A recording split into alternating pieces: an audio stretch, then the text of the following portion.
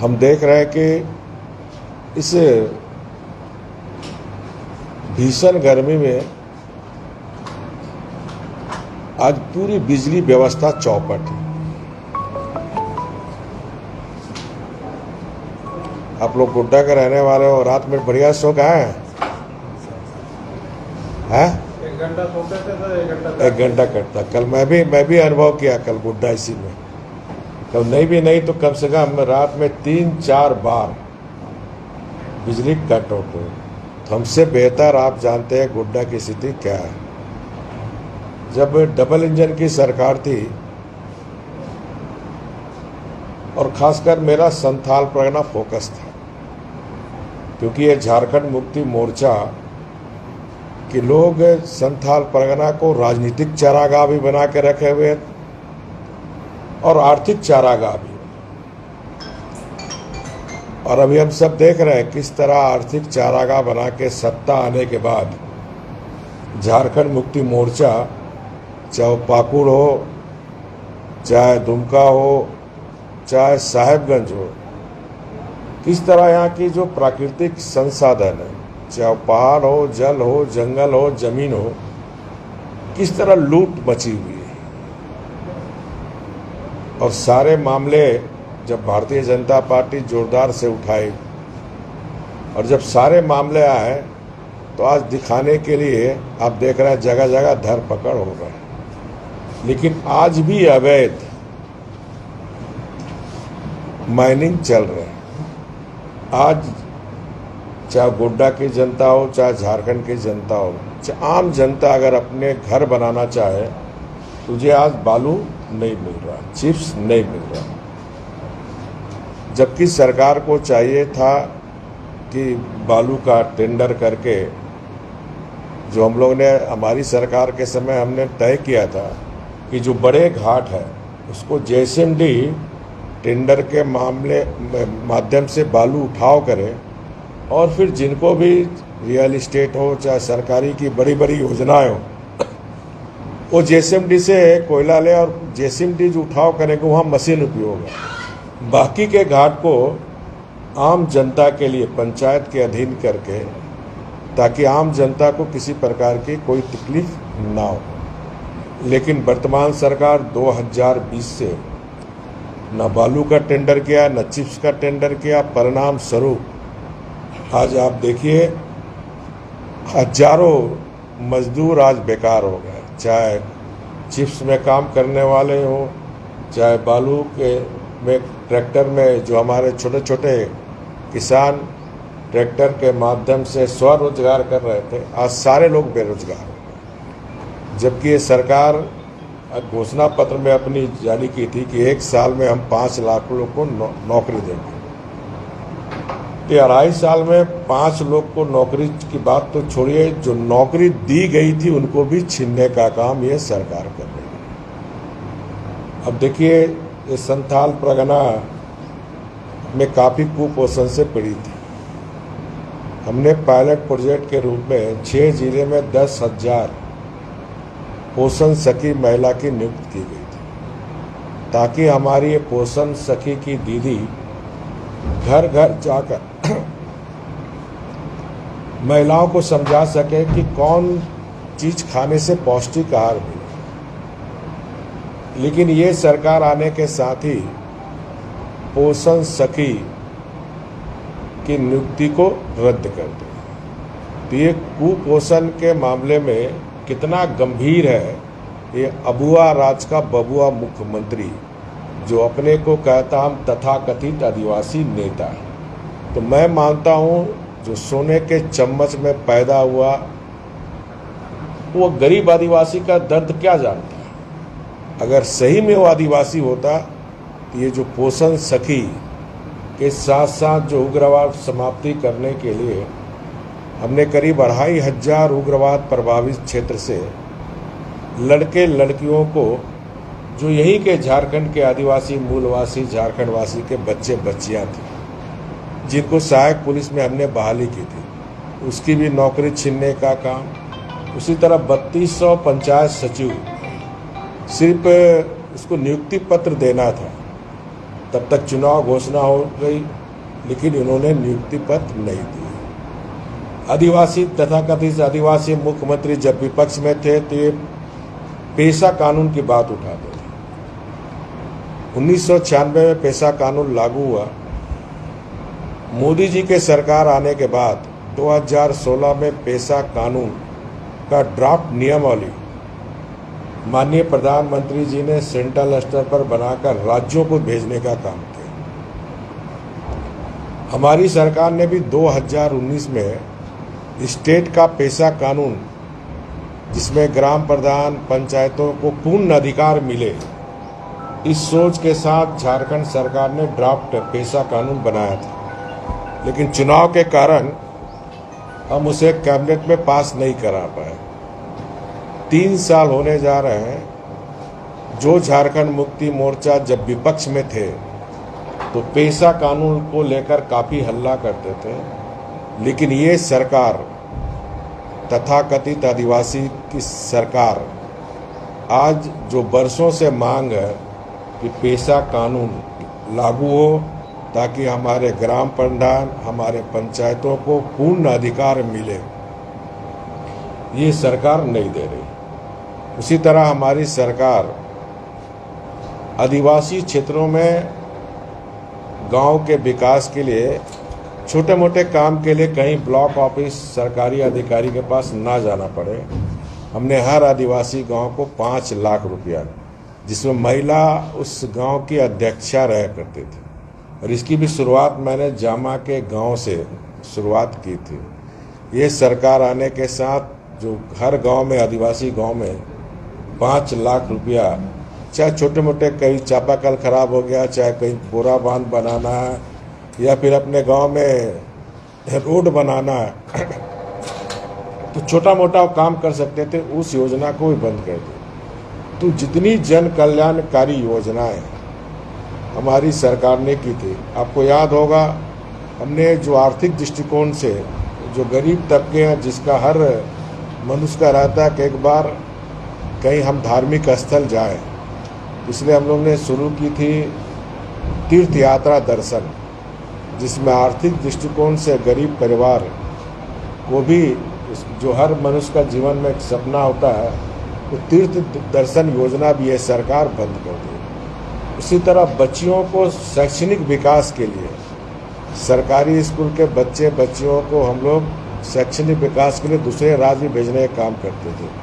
वो योजना भी ये सरकार बंद कर दी। इस तरह जितनी जनहित में जो गरीब जनता की योजनाएं थी, ये सरकार ने बंद कर दी। और लगभग आप देखिए, चाहे यहाँ गुड्डा का जलापूर्ति योजना हो, चाहे आपको लिट्टीपाड़ा में याद होगा, हमने चौपाल लगाया था, तो उसमें महिलाओं ने काफ़ी पेयजल को लेकर हुआ था। 217 करोड़ का झारखंड का लिट्टीपाड़ा का ऐसा विधानसभा क्षेत्र था, सिर्फ एक योजना में 217 करोड़। योजना पूर्ण हो जानी चाहिए थी, लेकिन आज तक योजना इससे साफ जाहिर होता है ये झारखंड मुक्ति मोर्चा, ये झारखंड मुक्ति मोर्चा के नेतृत्व में चलने वाली सरकार ये चाहता है संथाल परगना पिछड़ा रहे, आदिवासी पिछड़ा रहे। इसलिए न इनको पेयजल की व्यवस्था देना है, न बिजली की व्यवस्था देना है, ताकि संथाली समाज, आदिवासी समाज पिछड़ा रहे, इनका वोट बैंक बना रहे। दूसरा, इसी संथाल परगना में पाकुड़ में आप सबको याद होगा, PFI, popular front of India, 2015 में ये लोग ने भारत विरोधी गतिविधियां, राष्ट्र विरोधी गतिविधियां शुरू की थी।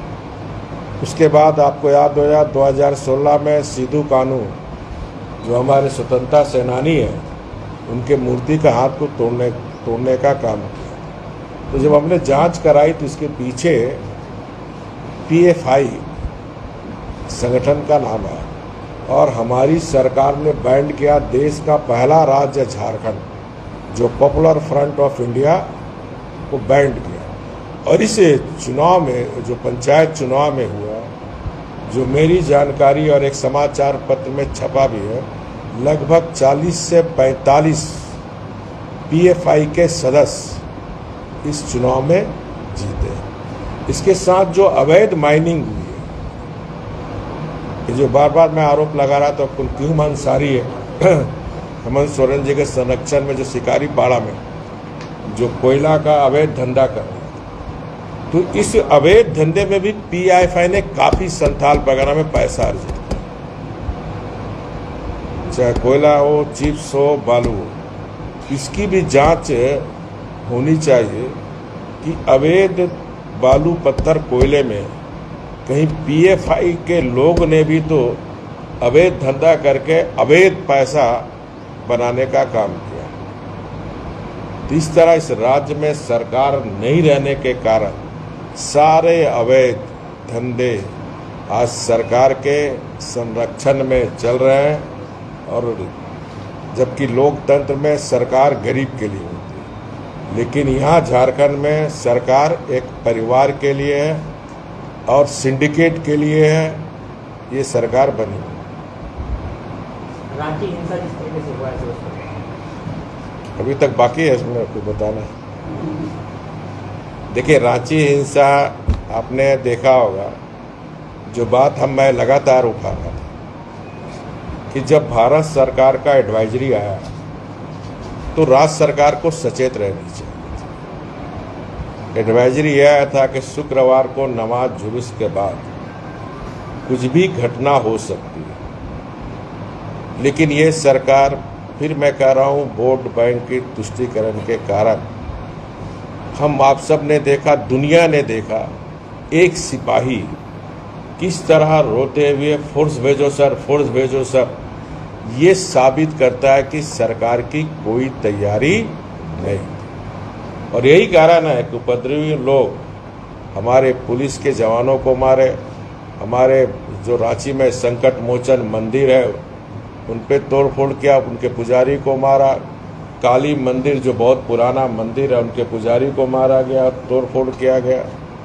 और सबसे दुखद ये बात है, अन्य राज्यों में भी इस तरह घटना हुई, इमीडिएट 24 घंटे के अंदर उपद्रवी का गिरफ्तार हुआ, लेकिन झारखंड में आज तक खाली इंक्वायरी, गिरफ्तारी नगण्य के बराबर। और आज मैंने समाचार पत्र में देखा, महामहिम राज्यपाल जी ने भी संज्ञान लिया और डीजीपी और एडीजीपी को बुलाकर डीसीएसपी को सारी स्थिति, जो मुद्दे हम लोग उठा रहे थे, चाहे जनता के जेहन में थे कि जब ऐसी घटना होने वाली तो सरकार की क्या तैयारी थी। तो मुझे लगता है कि ये सरकार सांप्रदायिक शक्तियों के आगे सांप्रदायिक वोट के लिए घुटने टेक दिए।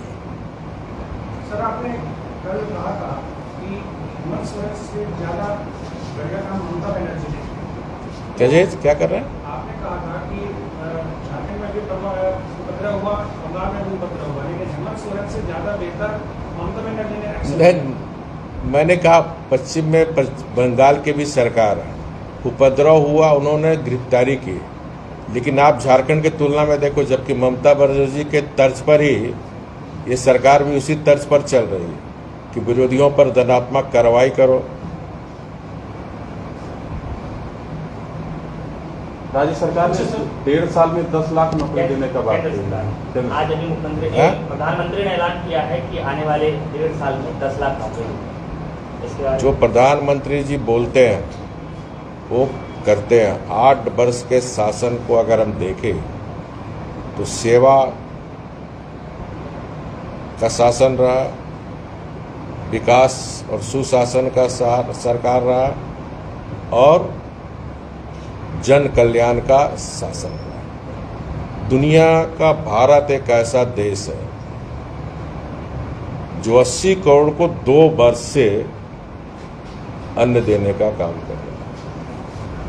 रोजगार जहां सरकारी जो वैकेंसी के साथ साथ देश में आज़ादी के बाद पहला बार मुद्रा योजना लागू करके लाखों नौजवान को रोजगार की, स्वरोजगार की सुविधा दी। आज़ादी के बाद पहला बार नौजवानों को स्किल्ड करने के लिए स्किल डेवलपमेंट मंत्रालय बना, क्योंकि दुनिया में स्किल्ड लेबर का डिमांड है। और किसी प्रधानमंत्री, किसी सरकार ने युवाओं की चिंता नहीं की। तो आज डिग्री के साथ साथ आज हुनर की भी जरूरत है। और इसको ध्यान में रखकर लाखों लोग स्किल लेकर आज देश दुनिया में रोजगार को प्राप्त कर रहे हैं। सर एक माइंस स्कैम की बात करते हैं। राठौर जी, ये आज दूसरे दिन मतलब अपने कार्यकाल में सीएम रहते एक दिन और विपक्ष मतलब भाजपा में अभी जब सरकार नहीं है तब रघुवर दास जी का गोड्डा में स्टे है उस दिन भी प्रेस कॉन्फ्रेंस सुबह के वक्त हुआ था, आज भी हो रहा है। इत्तेफाक को देखिए कि उस दिन भी लाइट में के लोग बिना लाइट के परेशान थे, लाइट कटा था आज भी। तो ये इत्तेफाक माने कि आज नहीं, उस समय जब कटी तो याद होगा मैंने ग्रिड यहाँ भी बनाया। हाँ 17 उस समय ग्रिड नहीं बना था, गोड्डा ग्रिड हम लोग बनाए ना। देखिए ये आपको थोड़ा सा जानकारी चाहिए, देश की आज़ादी के बाद झारखंड के साथ कैसे आखिर क्यों अलग राजमार्ग हुआ, क्योंकि कांग्रेस के गलत कारण के कारण ही अलग राज का डिमांड हुआ।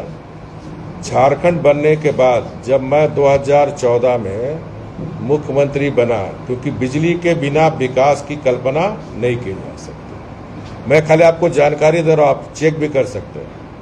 ओनली 30 ग्रिड था, पूरे राज्य में 30 ग्रिड था और हमने तय किया, और जबकि जरूरत था कम से कम 100 ग्रिड की जरूरत थी और हमने 70 ग्रिड बनाना शुरू किया। अपने रीजन में हमने 40 ग्रिड का उद्घाटन किया, बाकी का भी देखे होंगे 1 आध साल के अंदर 2-4 जगह माननीय मुख्यमंत्री हेमंत सोरेन जी की। क्योंकि बिजली जब तक ट्रांसमिशन लाइन नहीं बनेगा तो बिजली की दिक्कत, उसी में गोड्डा का भी एक ग्रिड था।